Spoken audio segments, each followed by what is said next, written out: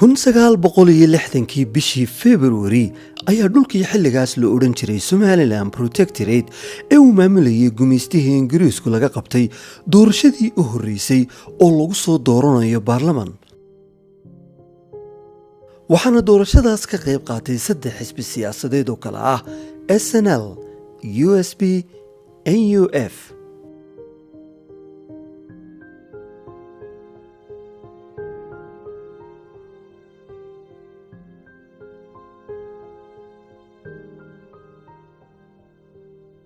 xisbiyadan ayaa ku loolamayay 33 kursi oo ka koobnaa aqalka baarlamaanka Somaliland ee waqtigaas. taasi waxay ahayd bilow fiican oo markaasi dadka reer Somaliland u qaadeen dhinaca xisbiyada badan iyo doorashooyinka sida xorta iyo xalaasha ee lagu tartamo.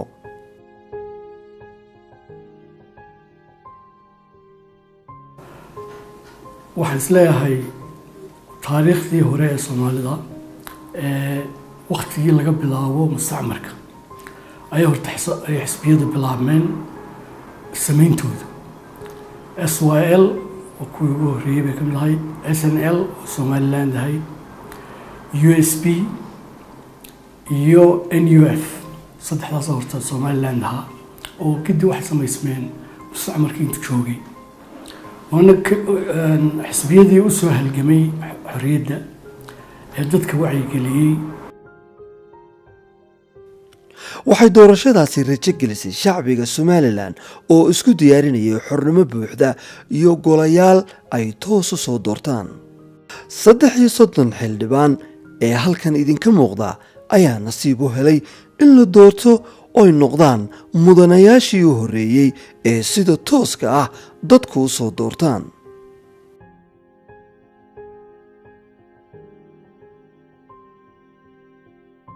muddadii u dhaxaysay 1 July 1960 ilaa 18 May 1991 oo Somaliland ka mid ahayd Jamhuuriyaddii Soomaaliya waxaa ka qabsoomay waddanka doorashooyin ay qabteen dowladihii rayidka ahaa iyo dowladdii militariga ahayd Siyaad Barre, kuwaasoo ahaa dhammaantood doorashooyin musuqmaasuq hareeyay.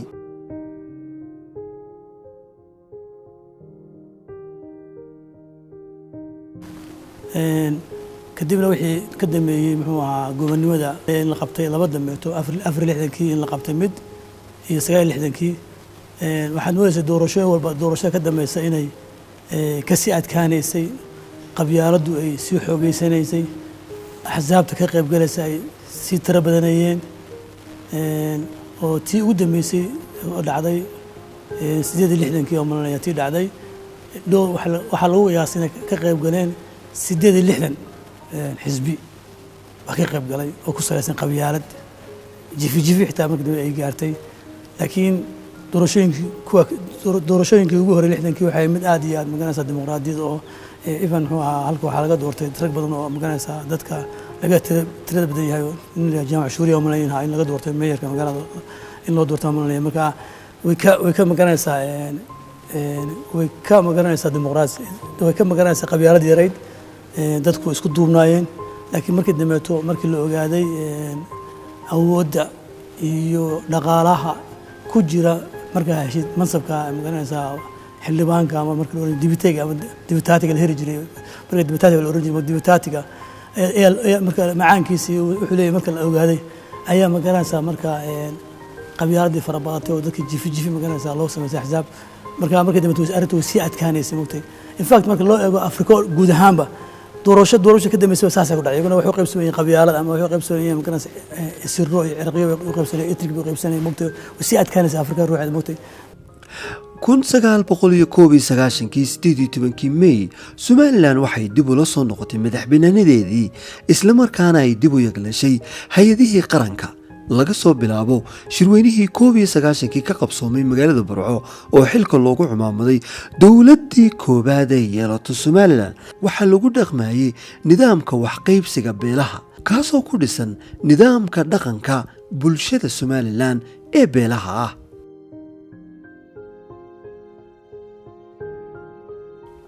1993 waxaa magaalada Boorman lagu qabtay shirweynihii labaad ee beelaha Somaliland oo mar kale lagu doortay xukuumad iyo golayaal cusub oo ku yimi nidaamka beelaha.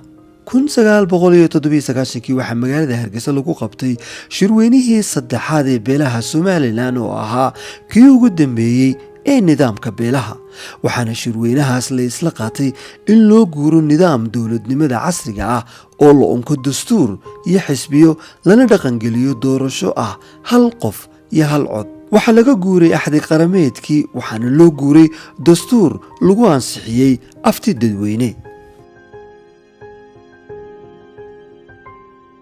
waxaa dhacay laba shir beeleed baa dhacay, kii Boorame iyo kii Hargeysa. hadda jeersaan kuu sheegay mugtay wax marka cusub yahay uu ka fiican yahay marka kan labaad la qabanayo mugtay. marka kii magaranaysa ka dhacay Boorame wuxuu ahaa marka la eego dadku wuxuu ahaa shir beeleed magaranaysa dhab ayuu ahaa oo qabaa'ilka ayaa isu imanayay, odayaasha gacanta ayaa ku hayay, siyaasiyiintu way ka fogaayeen arrinta. marka gacanta waxaa ku hayay guurtida iyo madax dhaqamiyada magaranaysa qabaa'ilka gacanta ku hayay mugtay. marka kaas markuu dhamaaday waxaa marka la qabtay kii shirkii Hargeysa oo shirbeeladkii labaad Hargeysa ka marka madaxweyne cigaal marka Allah naxariistay ayaa awood ah marka gacanta ku hayay. marka waxa nin magaranaysa awoodii siyaasadda gacanta ku hayay. marka shirkii ka dhacay kii Hargeysa waxa lagu tilmaamay inaanu ahay mid u dhigma kii ka dhacay kii Boorame, oo lama oran karo waxa shirbeeled dhaba si u dhigma kii magaranaysa ka dhacay Boorame. arrintii markaa halkaa marayso dad fara badan waxay u arkeen inay adkaanayso mid saddexaad la qabto, shirbeelad saddexaad in la qabto inay adkaanayso. waxaana muujinaysay astaamo fara badan baa muujinayay.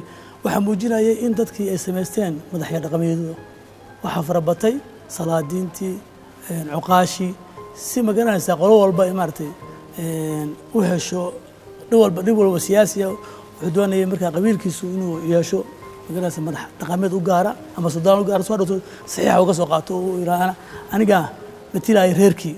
marka iyo magaranaysa caqabadaadka laga kulmay iyo dareenkii laga kulmay kii horeeto ayaan dadka siyaasadda indheeyay waxay arkayeen inay adkaanayso in mid kale to la qabto marka halka burburka iman karo.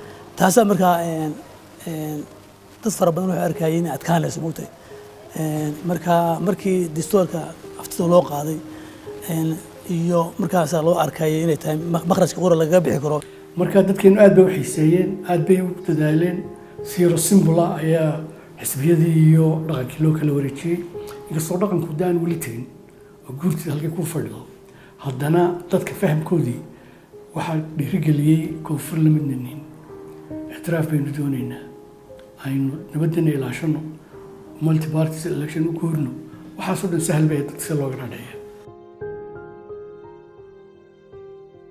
waxaa sanadkii 2001 11 May afti dadweyne loo qaaday dastuurka Jamhuuriyadda Somaliland oo waajibinayay in laga guuro nidaamkii beelaha loona guuro nidaamka xisbiyada badan iyo doorashooyin, taasoo muwaadiniinta u suurtagelinaya inay toos u soo doortaan wakiiladooda iyo mas'uuliyiinta dowladda heer deegaan, baarlamaan iyo madaxweyne.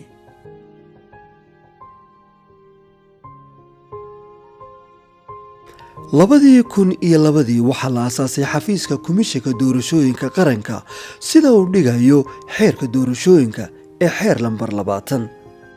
waxaa komishanka doorashooyinka la magacaabay low number 2001kii. markaa wuxuu naga magacaabistii komishanku ahayd 18 December 2001. markaas ayaa madaxweynuhu noo yeedhay idna Cabdiqaadir Jirdo markaa kusimaha baarlamaanka ayaa isugu kaya yeedhay maalintii anoo airport ka baxayo dhoofay xafiiska magaalka soo jeedo human care leeyahay halkan xarafkan aan fadhino dabadiisa ayaanu kiraysanay. dabeedna muddaan ku shaqeynay, dabeedna waraaq baan u qoray xafiiskan waa kiro qarashna ku baxaya meel aan degno qaranku leeyahay doonina xarumaha dawladda midna si wasaaradda warshadaha oo markaa halkii imka komishigu yahay bubanaano deyraan leen waxba lahay buurkaasaan idinka qaadaya. Allahu naxariisin Daniel ilaa madax ka ahaa. dabeedna halkaasaanu ka bilownay dhismi xafiiska oo qalab yar oo lacag iyo 3 gaadiid adu sagxaddaanu ka soo biray runtii ilaahay waa nagu guuliyey shaqadii ugu horreysay guddiga doorashooyinka qaranku qabteen waxaa ka mid ahayd diiwaangelintii codbixiyaasha oo xilligaa loo adeegsanayey nidaam diiwaangelin buuga oo lagu qorayay xogta codbixiyaasha taasoo markii dambe aan suurtogelin muddada uu komishinka doorashooyinku jiray waxaa soo maray xafiiska 4 guddi oo wakhtiyadaa idiin muuqda kala joogay qodobka 9aad ee dastuurka jamhuuriyadda Somaliland ayaa sheegaya tirada iyo asaaska xisbiyada Somaliland sidoo kale qodobka 8 42 ayaa waajibinaya in madaxweyne ku-xigeenka iyo golaha wakiilada 5 sanaba mar la doorto harka qodobka 58 uu sheegayo in golaha guurtida 6 sanaba hal mar la doorto iyadoo qodobadaas laga duulayo ayaa la asaasay urur siyaasadeedyo ku dhisan xeerka ismaamulka ururada iyo xisbiyada Somaliland ee xeer lambar 14 sanadkii 2002 waxaa Somaliland si toos ah looga diiwaan geliyay 6 urur siyaasadeed oo loo aqoonsaday inay si buuxda uga qayb qaataan doorashada golaha deegaanka isla markaana 3 xisbiye u sareeya ay u soo gudbaan inay noqdaan xisbiye qaran sidoo qoriyo dastuurka xeer lambar 14 2002 December 15 waxaa Somaliland ka qabsoontay doorashadii golaha deegaanka ee u horeysay oo ka qayb galeen ururo siyaasadeed oo kala ahaa udub kulmiye ucid sahan asad iyo hormuud waxaana kadib codayntii u soo gudbay xisbiye qaran udub kulmiye iyo ucid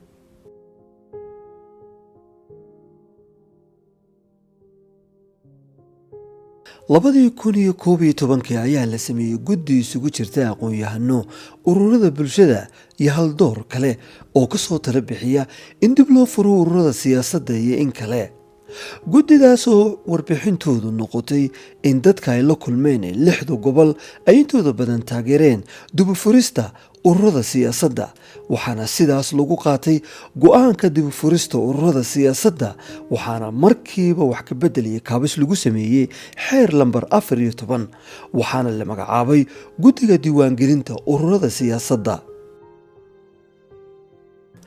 2012 ayaa Somaliland mar labaad dib loo furay diiwaangelinta ururada siyaasadda si fursad loo siiyo muwaadiniinta doonaya inay furtaan ururo siyaasadeed oo ka mid noqda xisbiyada qaranka waxaa sanadkii 2011 iyo 2012 Somaliland iska diiwaan geliyay in ka badan 15 urur siyaasadeed cusub ugu dambeyntii markii guddiga diiwaangelinta ururada siyaasaddu samaysay qiimeyn loo raacayo xeer lambar 14 waxaa la siiyay shahaadada ururnimada 6 urur siyaasadeed cusub oo kala ahaa wadani xaqsoor ummadda dalsan nasiye rays kuwaasoo tartanka dowladaha hoose la galay 3 xisbi qaran ee 2002 soo gudbay oo kala ahaa kulmiye udub iyo ucid 2012 doorashada wax yaroon ka hor tartanka waxaa ka haray xisbiga udub iyo urur siyaasadeedkii nasiye waxaana sidaas kaga qayb galay doorashadii 2012 laba xisbi qaran oo kala ahaa kulmiye iyo ucid iyo 5 urur siyaasadeed oo kala ahaa wadani xaqsoor dalsan rays iyo ummadda waxaa kadib codayntii dhacday 2012 u soo gudbay xisbiye qaran kulmiye ucid iyo wadani kuwaasoo ka qayb galay doorashadii madaxtooyada jamhuuriyadda Somaliland ee 2017 maantana ah 3 xisbi qaran ee dalka ka jira